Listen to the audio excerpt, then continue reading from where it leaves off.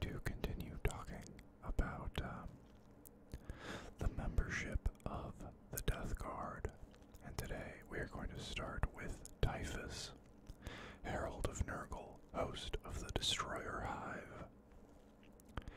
Typhus, Lord of Mortarian's First Plague Company and host of the Destroyer Hive, is the most feared of all the Plague Fleet commanders. From his ancient warship, the Terminus Est, Typhus spreads contagion and misery across the galaxy. That Typhus has been truly blessed by Nergal is indisputable. When the Death Guard were adrift in the warp, dying from the Destroyer Plague, Typhus, then known as Callus Typhon, first captain of the Legion, absorbed the full power of the disease, becoming a vessel for this ultimate corruption. Swelling in size, his skin and armor bonded.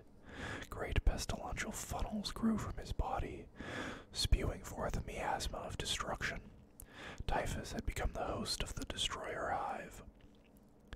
When the Death Guard retreated to the Eye of Terror after the Horus Heresy, Typhus was disgusted by Mortarian's shaping of the Plague Planet in the image of their homeworld Barbarous.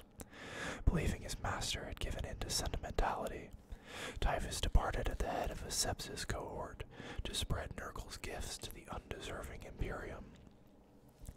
In a rare display of tolerance, Mortarian let his ever-insubordinate son depart to forge his own legacy, for he would not repeat the mistakes that the Emperor had made with him. Since that day, the two have settled into a tense but tolerable arrangement, Typhus fighting at Mortarian's behest when the cause is suitably great, but otherwise remaining free to maraud throughout the Imperium at will. For 10,000 years, he has been a blight upon Imperial worlds. He unleashed Nergal's rot upon Carandinus VII and Protheus, instigated the Johann's World pandemic, and has killed millions with the Destroyer Hive. In the wake of Typhus's fleet, a virulent plague spreads, causing its victims to suffer a long, agonizing demise. Those who fall to this warp disease do not stay dead, however. Their bodies are soon reanimated by the chaos infection, creating plague zombies, whose bites carry the disease to new victims. Billions have died and been returned to undeath. Worse still, since the opening of the Great Rift, the proliferating energies of chaos have mutated countless strains of the original zombie plague. Boasting infection vectors as esoteric as nightmares, groans of misery, and the surrender to despair, they have created many new types of plague zombies to bedevil the Imperium, of which the most common by far are the leering, moaning poxwalkers. Terminus Est. The Terminus Est is arguably the most powerful warship in the plague fleets of the Death Guard. It is a befouled abomination, a swath of Nergal's realm given license to sail the stars and bring contagion and misery to all in its path. Originally, the Terminus Est was a powerful assault carrier that dated back to the era of the Great Crusade, or, some whispered, even earlier. It was one of the most powerful warships in the arsenal of the pre-heresy Death Guard, and it was the craft that destroyed the Raven Guard flagship Shadow of the Emperor during the betrayal on Estevan V. When Nergal placed his mark upon the Death Guard, so too did he bless their warships and vehicles with his foul gifts. Thus, this once proud warship is now a seething abomination, a diseased leviathan encrusted with filth and twisted beyond recognition by biomechanical growths and pustulant buboes. A miasma of filth and plague flies spill from its innards to pollute the void around it, and it is said that the very sight of the Terminus Est is enough to cause mortals to sicken and die. Lords of the Death Guard. Many and varied are the diseased champions who lead the Death Guard to war. From single colonies through Vectoriums and Sepsis cohorts, right up to the Plague Companies and the ships of the Plague Fleets, Death Guard lords hold positions of command throughout the Traitor Legion's ranks. Through mighty deeds of destruction, corruption, and endurance do they prove their right to rule. As with all aspects of the Death Guard, Mortarion has retained an iron grip upon the doctrines and dispositions of his champions. He expects even the most gifted sons to choose the path that best suits their talents, and then to cleave to it.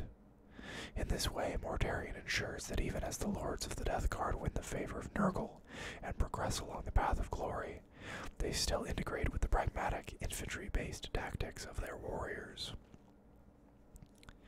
In accordance with this philosophy, Mortarion created the Mantles of Corruption, which have been redolent with power and menace over the millennia. Strategies and armaments of each are instantly recognizable as the revolting symptoms of Nergal's greatest plagues. The most aggressive and belligerent Lords of the Death Guard make up the Mantle of Contagion. Lords of Contagion lumber into battle in filth-smeared cataphracti Terminator armor, wielding either snarl-toothed axes taller than a man or two-handed scythes that sweep aside the foe. They tend towards direct strategies with little in the way of cunning or subtlety, and are pugnacious commanders, extremely confident in their followers' ability to absorb the worst the enemy can throw at them and still prevail. They embody the swift spreading plague that tears through a crowd, killing indiscriminately and leaving mounds of bodies in its wake. By comparison, Lords of Boxes favor the spreading of airborne miasmas and the merciless attritional erosion of the enemy, while the Lords of Virulence are masters of massed bombardment, hammering their enemies with heavy firepower and decimating their ranks in the manner of a lethal infection laying its victim low. Some Mantles of Corruption are taken up upon only rarely, and by the most unusually gifted individuals. The Mantles of Parasitism, Withering, and Flux are some such infrequently bestowed rewards.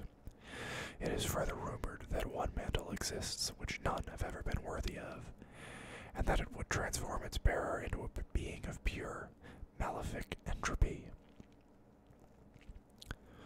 Mighty Nergal, festering grandfather of plagues, hear your servant's prayer.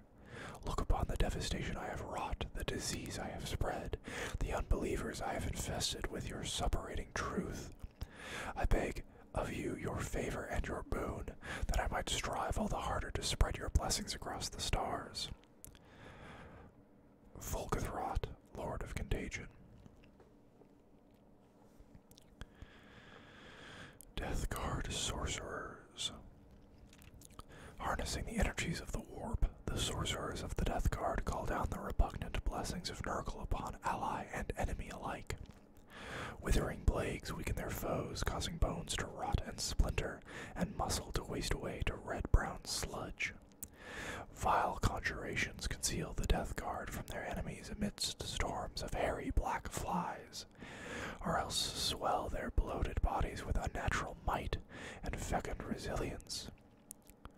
Demonic blights are summoned forth that burn through the enemy ranks like wildfire, while the battlefield itself turns to rot and ruin, fortifications crumbling as empiric parasites burrow through their foundations.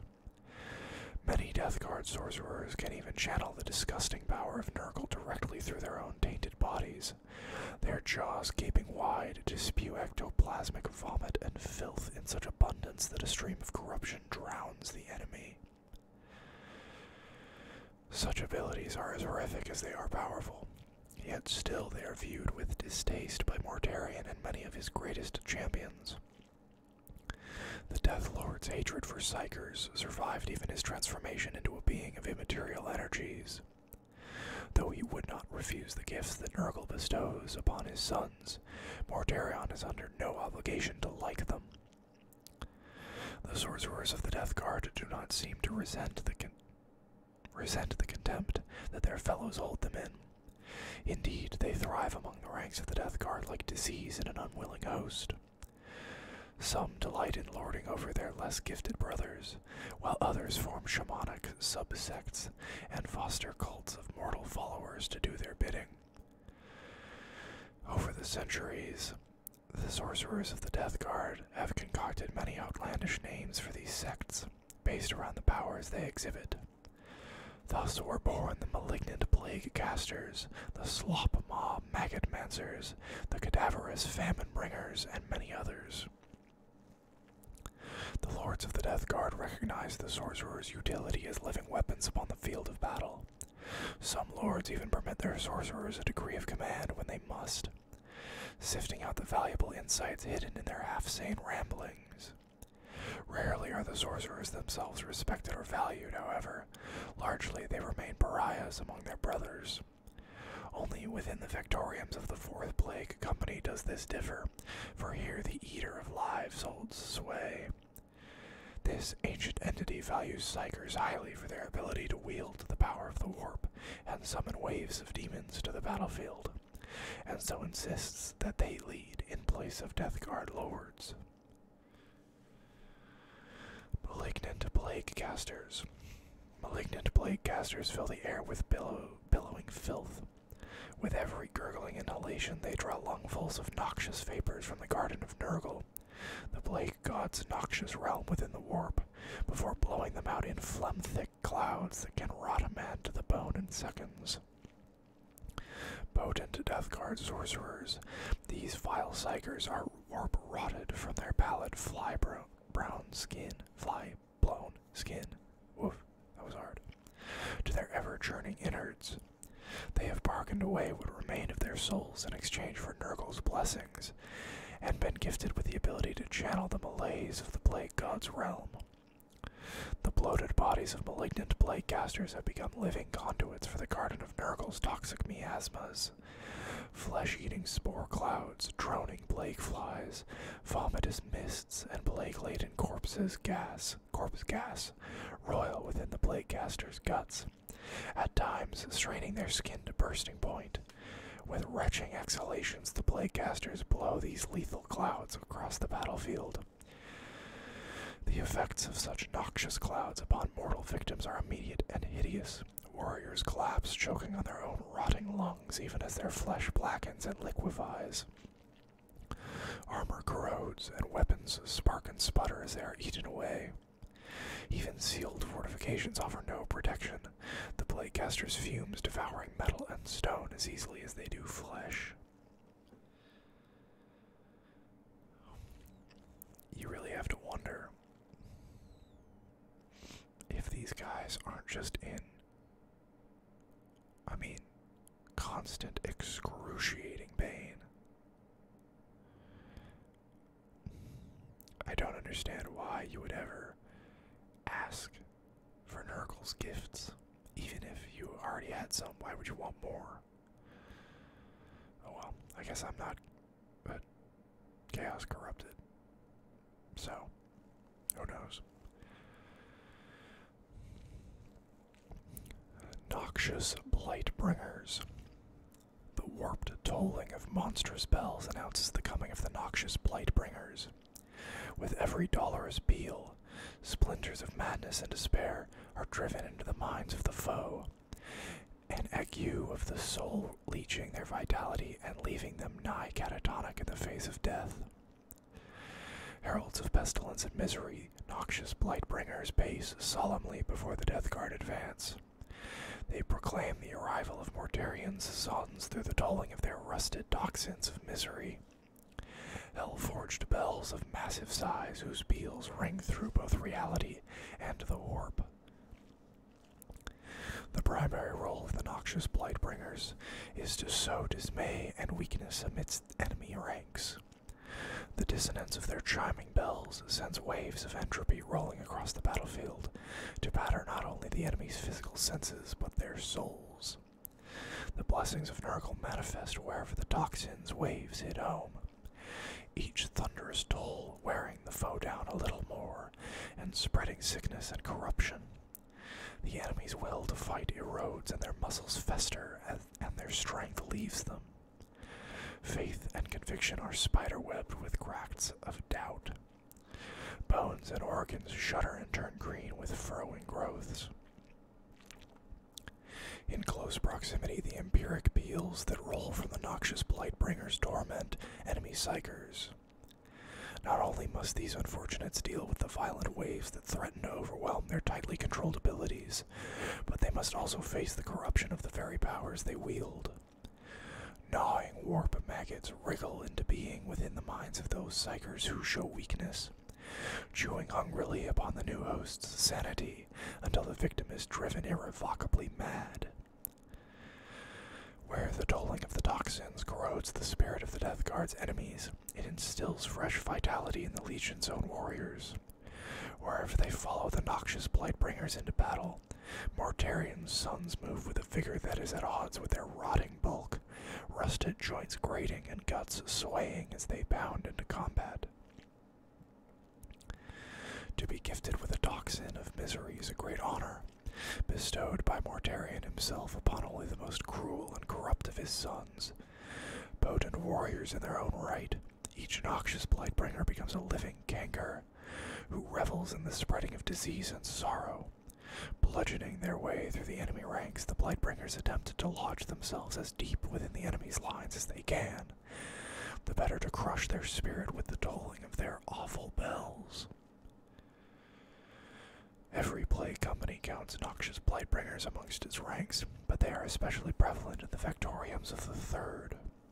Such warbands as the Putrid Choir or the Dolorous Gnaw rarely take to the battlefield without 2 or 3 noxious Blightbringers to herald them into battle, while Lord Gothrax the Morose is renowned for ensuring that 7 Blightbringers accompany him as a trudging retinue at all times. In the grueling sieges and meat grinders favored by the Third Plague Company, the entropic shockwaves of the toxins of misery are invaluable. They wear down the morale of the enemy even as they bolster the Death Guard, ensuring that when one side finally breaks, it is not Mortarian's sons. The Peel Yard. Deep within the bale swamps of the Plague Planet lies the Peel Yard. This fortress factory rings with a constant cacophony, for it is here that the toxins of misery are forged. The Peel Yard is an interstice, existing upon the very cusp of the warp. Within, droning demon smiths cast the cursed bells from the screams of dying psychers, beating runes of madness and misery into them under the watchful eyes of Lord Gothrax's Toll Guard. There's a lot of bell-related words with these guys, which I guess makes sense as their main weapon is a bell. Foul Blight spawn. A revolting stench wafts around the foul Blight spawn, his corruption clotting the air itself. Breath rattles through pus-slick tubes as he cranks the rusted handles of his malignant churn. Bellows wheezing and plague slop roiling in the incubatum upon his back. Some foes stare in bewilderment at this strange performance. Some direct their fire at the Blight spawn, shots rebounding from his armor or thumping harmlessly through rotted flesh in sprays of effluence. The wise flee for their lives. With a grunt of satisfaction, the Blight spawn deems his mixture ready and raises the nozzle of his plague sprayer. A gurgling surge, a peristaltic urging, and a fountain of stinking slime engulfs the enemy. Flesh melts like wax. Armor bubbles and corrodes. Souls rot and bones crumble. As the last of his targets devolve into infectious sludge, the Blight spawn chuckles and nods to himself before lumbering on in search of fresh victims. Foul Blight spawn rise from amidst the Plague Marine ranks, typically those warriors who feel joy in watching their victims suffer in the grip of Nergal's plagues. Malignant cruelty festers in their souls, manifesting itself in ever more grotesque physical degeneration. Their flesh bulges with putrid flab until it becomes translucent. Their eyes dribble from their sockets as black slime, leaving the Blight spawn to see in shades of warp energy. Their mouths twist into fanged, puckered spouts, and a wretched stench seeps from their pores, so foul that it causes even plague marines to balk. All the while, forbidden secrets of Nergal's plaguecraft blossom in the Blight spawn's minds, compelling them towards obsessive alchemy and the joyous brewing of noxious disease. When such manifestations occur, the new Blight spawn is sent to the disease factories of the plague planet. The foul gears and pistons of a malignant churn are forcibly driven into his guts, and an incubatum is sutured to his armor, never to be removed. Amidst the virulent laboratories and bubbling plague vats, the foul Blight spawn gather to learn from the eldest and foulest of their number, beings so bloated with corruption that they have taken root amidst the disease factories like obscene, toxic fungi. Subsects congeal about these disgusting beings, laboring obsessively to brew the perfect disease as tribute to the plague god himself.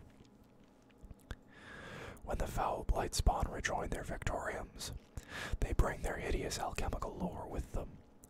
Inside their incubatums are batches of their latest, finest work, ready to be unleashed. Fortunately, the battlefields of real space are ripe with test subjects. Blight grenades. Blight grenades are explosives that detonate in sprays of infectious shrapnel, rotting spores and septic slime that spread misery and sickness through the enemy ranks.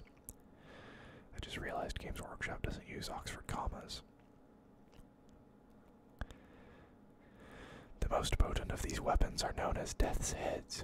These rotting, weaponized crania are crafted by the foul Blight spawn in veneration of the diseased projectiles flung by Nergal's demonic plague drones. Each splattering detonation they create is a prayer to the Grandfather's glory.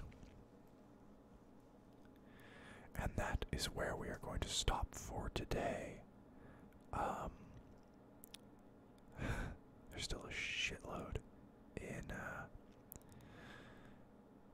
in this lore segment of the army, individual army, so we will keep doing this for a while, probably.